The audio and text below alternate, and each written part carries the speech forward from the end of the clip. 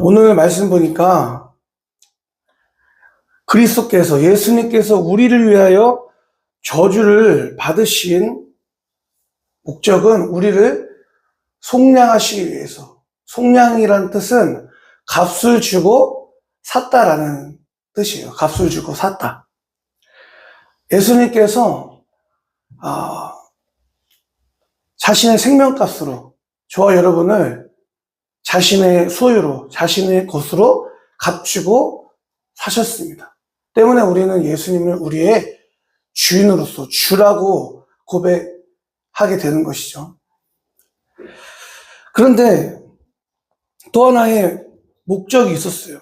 그것은 14절 말씀 보니까 아브라함에게 내리신 복을 그리스도 예수 안에서 이방 사람에게 미치게 하시려고, 그리고 성령의 약속을 우리에게 주시려고 예수님께서 저주를 받으셨다. 그분의 생명값으로 우리를 값주고 사셨다라고 말씀하고 있습니다. 여러분, 하나님께서 자신의 아들을 십자가에서 죽기까지, 그 죽음의 자리까지 내모신 그 이유와 목적이 그 예수님 안에서 우리에게 아브라함의 복을 주시려고 하셨다는 거예요. 그런데 여러분, 우리는 아브라함의 복을 되게 단편적으로 생각할 때가 있는 것 같아요. 아브라함의 복 생각하면 하나님께서 훗날에는 약속의 아들을 주시고 그 과정 가운데 많은 부를 주셨다는 것. 예. 거기에 초점을 둬요. 근데 과연 그것이 아브라함의 복일까? 이 시간 좀 생각해 봤으면 좋겠고요. 그리고 성경 전체에서 흐르는 복의 개념, 하나님께서 우리에게 주시는 그 복의 개념과 우리가 생각하는 복의 개념의 그 편차가 너무나 크다는 것을 우리가 성경 전체에서 찾아볼 수 있는데, 오늘 시간은 여러 성경 인물들을 찾아보면서 과연 우리가 생각하는 그 복과 하나님이 우리에게 주시는 그 복의 개념이 어떻게 다른지 우리가 한번 말씀 찾아봤으면 좋겠습니다. 여러분, 먼저 침례 요한을 한번 얘기해 볼까요? 침례 요한은요, 마태복음 11장 11절 말씀 보면 예수님께서 내가 진실로 너희에게 말하더니 여자가 낳은 자 중에 침례 요한보다 큰 이가 일어남이 없도다 라고 말씀하셨어요. 그러니까 예수님께서 보실 때는 침례 요한만큼 훌륭한 자가, 더 큰 자가, 이 세상에 예수님 오시기 이전까지 이 침례 요한보다 큰 자가 없다고 말씀하셨어요. 예수님의 인정을 받은 사람, 예수님으로부터 그 사람이 정말 크다라고 인정을 받은 침례 요한. 여러분, 우리 자녀들이 큰 사람이 되길 원합니다. 훌륭한 사람이 되길 원해요. 근데 그 큼과, 예수님의 그 큼과 우리의 큼이 다르다는 거예요. 침례 요한의 현실은 어땠습니까? 마태복음 3장 4절 말씀 보니까 침례 요한은 낙타털 옷을 입고 허리에는 가죽띠를 띠었다. 그의 식물은 메뚜기와 들꿀이었다. 침례 요한은 세상 사람들이 먹지 않는 음식을 먹고, 세상 사람들이 자지 않는 그 집에서, 들판에서, 굴 속에서 자고, 낙타털 옷을 입고, 여러분, 낙타털이 얼마나 이게 까칠까칠합니까? 그런 옷을 입고, 그러니까 세상에서의 어떤 화려함과 안정이, 복이 전혀 없었던 그 현실이 바로 침례 요한의 현실인데, 예수님께서는 침례 요한보다 더 큰 자가 없다라고 침례 요한을 평가해 주셨습니다. 그 이유는 무엇일까요? 여러분, 마리아를 한번 생각해 봤으면 좋겠습니다. 누가복음 1장 28절 31절 보면 천사가 안으로 들어가서 마리아에게 말하였다. 기뻐하여라. 은혜를 입은 자야. 주님께서 그대와 함께 하신다. 마리아는 그 말을 듣고 몹시 놀라 도대체 그 인사말이 무슨 뜻일까 하고 궁금히 여겼다. 천사가 마리아에게 말하였다. 두려워하지 말아라, 마리아야. 그대는 하나님의 은혜를 입었다. 여러분, 지금 천사 가브리엘이 마리아에게 하나님 말씀을 전하고 있는 거예요. 기뻐하여라. 그대가 하나님의 은혜를 입었다. 은혜를 입은 자야 라고 말씀하고 있습니다. 그리고 마리아가 저는 남자를 알지 못하는데 어떻게 이런 일이 있습니까? 천사가 너가 아들을 낳을 것이다. 하나님의 아들을 그리스도 메시아를 잉태하게 될 것이다 라고 했을 때 마리아가 저는 남자를 알지 못합니다. 어떻게 그런 일이 가능합니까? 라고 하니까 다시 한번 성령이 그대에게 임하시고 더없이 높으신 분의 능력이 그대를 감싸줄 것이다. 이렇게 말씀하셨습니다. 성령이 그대에게 임하시고 더없이 높으신 분의 그 능력이 그대를 감싸줄 것이다 라고 말씀하고 있어요. 그런데 여러분, 마리아의 현실은 어떻습니까? 과연 하나님이 분명히 하나님의 은혜를 입었다고 분명히 말씀하고 있고 성령이 마리아를 덮었다고, 더없이 높으신 그 하나님의 능력이 마리아에게 함께 할 거라고 말씀을 받았는데 마리아의 현실은 어떻습니까? 동네에서 혼인하기 전에 임신한, 율법으로서 동네에서 돌 맞아 죽어야 되는 어떤 그런 위험에 지금 마리아가 노출되는 거죠. 하나님의 은혜가 그런 거였다는 거 마리아에게. 그리고 여러분, 마리아는 훗날에는 33년 동안 내가 키웠던 아들이 십자가에서 나보다 먼저 죽는 것을 봐야 했던 거예요. 이게 하나님의 은혜래요. 이게 성령이 임한 어떤 은혜라는 거예요. 결과라는 거예요. 너무 우리가 생각하는 것과 다르죠. 우리는 성령을 받으면, 하나님의 은혜를 받으면, 능력을 받으면 예언을 말하고 귀신을 쫓아내고 병을 고치는 어떤 그런 은사적인 측면에만 생각할 때가 있어요. 근데 성령이 임하니까 마리아에게 자신의 어떤 자존감과 전 인생을 내려놓아야 되는 그런 낮은 자리로 성령께서 마리아를 인도하시는 거예요. 예수님께서도 40일 성령이 충만했을 때 성령에 이끌려 광야로 이끌어 가심을 우리가 기억하고 있잖아요. 그리고 삼손은 어떻습니까? 삼손은 사사기 13장 24절 말씀 보니까 그 여인이 아들을 낳고서 이름을 삼손이라 하였다. 그 아이는 주님께서 내리시는 복을 받으면서 잘 자랐다. 분명히 삼손의 유년, 성장 과정기를 성경은 하나님의 복을 받아서 잘 자랐다고 말씀하고 있습니다. 그런데 사사기 14장 말씀 보니까 부모의 걱정거리가 되고 있는 거예요. 하나님의 나실인으로서 거룩하게 구별된 나신으로서 하나님 앞에 세움을 받았는데 이 삼손이 복을 받았는데 잘 자라는 것 같았는데 어느 날 보니까 부모의 기대와는 달리 이방 여자들과 블레셋 여자들과 자꾸 결혼하려고 하는 거예요. 부모의 마음이 너무나 걱정이 되어져, 염려가 되어지죠. 분명히 복을 받았다고 했는데 왜 삼손에게 이런 일이 생겼을까? 14장 4절 말씀에 이런 말씀이 있어요. 그의 부모는 주님께서 블레셋 사람을 치실 계기를 삼으려고 이 일을 하시는 줄을 알지 못하였다. 그때의 블레셋 사람이 이스라엘을 지배하고 있었다.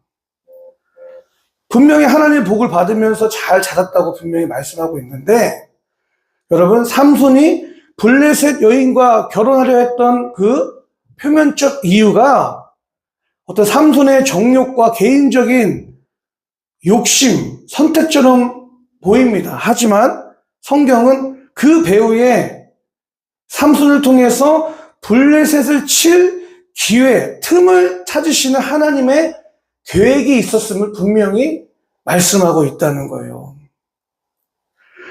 여러분, 오늘도 우리도 마찬가지죠. 부모에게 가장 소중한 게 뭐예요? 자녀잖아요. 생각하는 그 부모의 마음이 내 인생의 전부와 같잖아요. 그건 우리 다 부모님들 똑같다 생각합니다. 그런 마음으로 여러분 삼손의 마음을, 부모님의 마음을 한번 생각해 보세요. 내 인생을 갈아 넣어가지고 그 자녀를 양육했어요. 키웠어요. 기도하고. 정말 내 인생을 갈아 넣어서 이 아이를 키웠는데 어느덧 청소년, 청년기 되니까 얘가 전혀 다른 사람이 돼서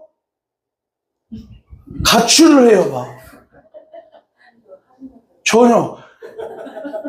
전혀 다른 사람이 돼서 예전에는 엄마밖에 몰라. 엄마만 쫓아다니고 있는데 이제는 엄마가 방에 들어오는 거 싫어요. 엄마 말 거는 것도 싫어. 다 그럴 때가 있잖아요, 자녀들. 변하는 거죠. 제가 중학교 때 학생과에서 이제 저희 어머니를 부른 거예요. 그래서 어머니가 학생과에 오셨어요. 그래서 아니 선생님, 얘는 교회 집밖에 모르는 애인데 어떻게 이러냐고 하니까 어머니, 여기 오시는 분들 어머니 다 그렇게 얘기합니다. 그런 거예요. 그러니까 자녀가 여러분 갑자기 이상한 행동을 할 때가 있잖아요. 근데 오늘 말씀 보니까 삼손이 행동하는 그 이상한 행동이 그 배후에 하나님의 섭리가 있었다는 것을 분명히 말씀하고 있습니다. 삼손을 통해서 블레셋을 징계하시려고 치시려는 그 하나님의 섭리, 그 계획을 이루시려고 삼손에게 블레셋 여자를 결혼하려고 하는 그 이상한 행동까지도 하나님의 섭리 안에 있었다라는 거예요. 그러니까 우리의 생각과 하나님의 생각의 편차가 너무나 있다는 것을 성경 전체에서 말씀하고 있다. 이제 마지막으로 오늘 말씀의 주인공 아브라함입니다. 여러분, 그리스도 예수 안에서 아브라함의 복을 우리에게 주시려고 예수님께서 저주를 받으셨대요. 근데 한번 생각을 한번 해보세요. 아브라함의 복이라는 개념을 너무 물질적인 풍요함, 번영, 세상에서의 성공, 거기에 초점을 두니까 그것이 아브라함의 복이라고 우리가 말씀을 듣고 생각을 할 수가 있는데, 만약에 하나님께서 여러분들에게 아무개야, 너 아브라함처럼 거부가 되게 해줄게. 그런데 너가 아브라함 같은 삶을 살아야 돼. 라고 한다면 여러분, 저 그렇게 살겠습니다. 라고 선뜻 말할 수 있는 분이 계시겠어요? 아브라함은요, 창세기 12장서부터 22장까지 보면요, 가정이 완전 파탄난 가정입니다. 창세기 16장 말씀 보니까 사라가 아들이 없으니까 아브라함 보고 내 여종 하갈과 동침하라고 해요. 근데 이상하죠? 아브라함이 그냥 그 말 그대로 따릅니다. 따라요. 근데 또 21장 말씀 보면 사라가 아브라함에게 말하였다. 저 여종과 그 아들을 내보내십시오. 저 여종의 아들은 나의 아들 이삭과 유산을 나누어 가질 수 없습니다. 그러나 아브라함은 그 아들도 자기의 아들이므로 이 일로 마음이 몹시 괴로웠다. 근데 여러분, 낳은 정도 있지만 더 큰 건 뭐예요? 키운 정이죠. 아들이 이삭이 없기 이전에는 아브라함에게 첫 아들은 이스마일이에요. 첫사랑이에요. 첫 아들이에요. 집안에 보면 첫째가 얼마나 사랑스럽습니까? 부모에게 첫째는 너무나 각별한 존재잖아요. 근데 사라가 저 이스마엘과 내 아들 이삭과 함께 할 수 없다. 내쫓아라 라고 했을 때 아브라함이 그 아들도 자기 아들이므로 이 일로 마음이 몹시 괴로웠다. 아브라함의 심경을 말하고 있는 거예요. 근데 아브라함이 어떻게 합니까? 사라 말대로 순순히 따라줘요. 근데 왜 이렇게 생각해보세요. 내 여종과 동침해라 하고 순순히 들어가고 아들을 잘 키우고 있다가 또 쫓아내라 하면 또 그 아내 말 그대로 따라주고. 왜 이랬을까요? 두 번이나 바로에게, 그달의 아비멜렉에게 아내를 두 번이나 팔았던 아브라함의 연약함이 있었잖아요. 그러니까 그 연약함, 여러분, 우리 최경수 목사님이, 우리 집사님이, 우리 아내 되신 분들 다른 남자한테 두 번이나 돈 받고 팔았다고 생각을 해보세요. 그거 갔다 왔어요. 돈 많이 생겼어요. 근데 아내들의 마음에 이 트라우마가 과연 해결되었을까? 해결되어지지 않죠. 그러니까 아브라함이요, 사라에게 완전히 권위가 없는 거예요. 남편으로서, 아버지로서.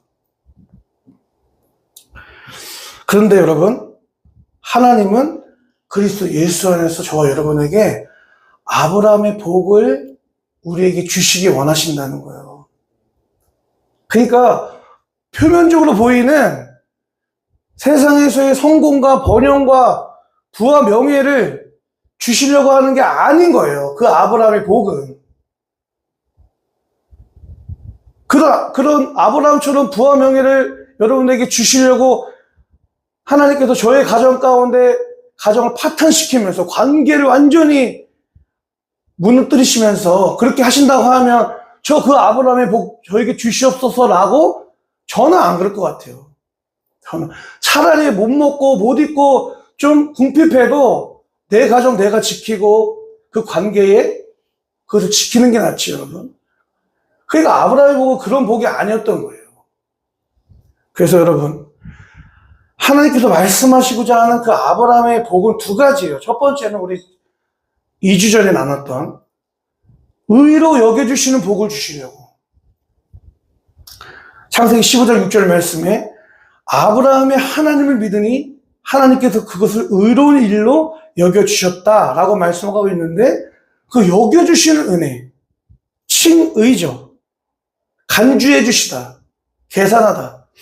지금 아브라함의 현재 상태는 전혀 의롭지 않은데 하나님께서 아브라함을 향한 하나님의 그 계획, 그 신실함, 하나님의 그 열심으로 너가 지금 전혀 의롭지 않지만 훗날에 내가 너를 그런 의로운 자로 내가 만들 것이다 라고 여겨주시는 거예요.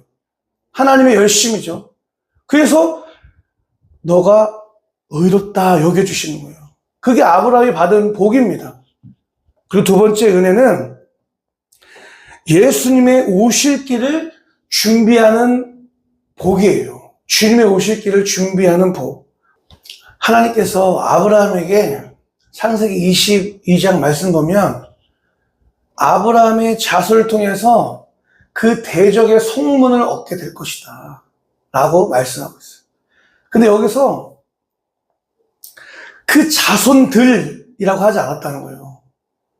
너의 그 자손들로 통하여 땅의 모든 족속이 복을 얻을 것이다 라고 말씀하시지 않았다는 거예요.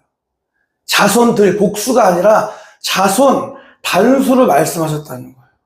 그러니까 아브라함이 받았던 정말 궁극적이고 하나님께서 이것이 너가 받는 가장 큰 복이다라고 생각하시는 복은 뭐냐면, 아브라함의 삶을 통해서 모든 인류를 구원할 그리스도 메시아를 오실 길을 아브라함의 삶을 통해서 준비하는 그 복을 아브라함에게 주셨고, 그 동일한 복을 저와 여러분에게 주셨다는 거예요.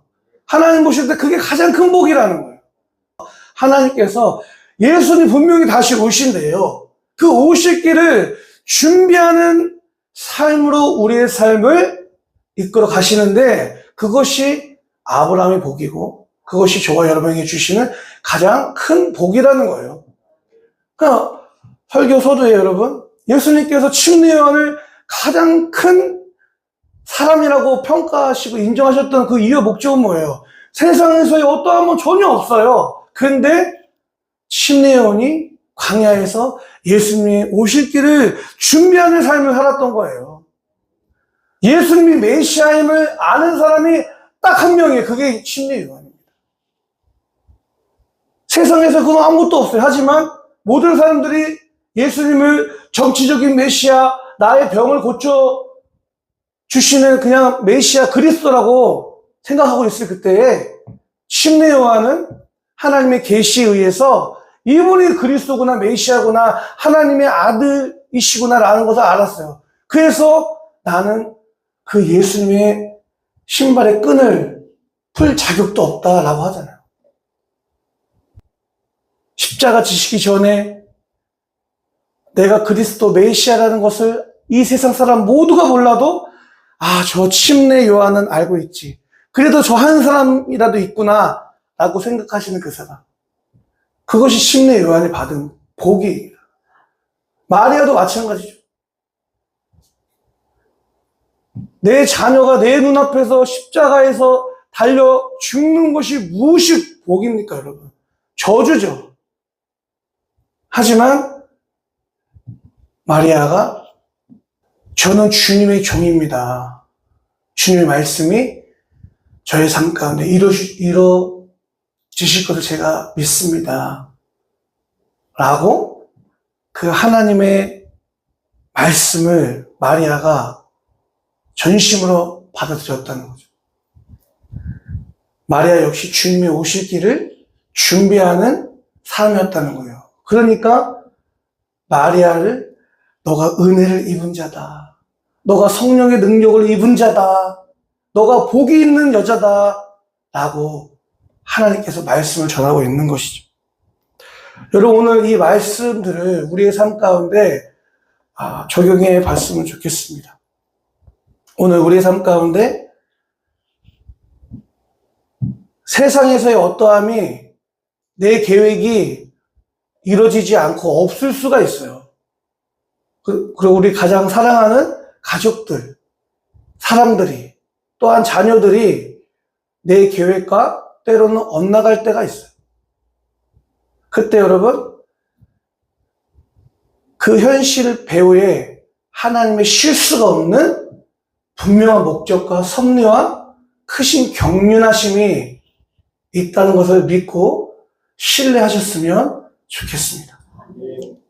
그리고 하나님께서 우리에게 원하시는 복은, 여러분, 우리가 잠시 잠깐 살다가 인생입니다. 예수님, 우리가 살아가고 있는 이 시대 가운데 다시 오실 수도 있어요. 그리고 예수님 오시기 전에 우리가 운명할 수도 있습니다. 중요한 것은 우리가 예수님 앞에 서게 될 날이 반드시 온다는 거예요. 그러면 여러분, 저는 착하고 충성된 종아, 내가 너를 선택하길 참 잘했구나 라는 얘기를 듣고 싶어요. 예수님 앞에 섰을 때, 내 너를 위하여 몸 버려 피 흘려 내 몸을 너에게 주었건만 너 뭐하다 왔니? 라는 음성을 듣는다면 여러분, 너무나 슬프잖아요. 예수님 앞에 섰을 때, 예수님, 저 세상에서의 어떠함은 없었지만, 저 세상에서 좀 불편했지만 사람들이 먹지 않는 음식을 먹고 사람들이 입지 않는 옷을 입고 사람들이 자지 않는 그런 이상한 곳에서 사는 삶을 살았지만 저 주님의 오실 길을 예비하고 준비하는 삶을 살았습니다. 침례 요한 같은 고백을 우리가 했으면 좋겠습니다. 그것이 하나님께서 저와 여러분에게 바라보시는 가장 큰 복, 바로 아브라함의 복이라는 것을 우리가 다시 한번 생각해 봤으면 좋겠습니다.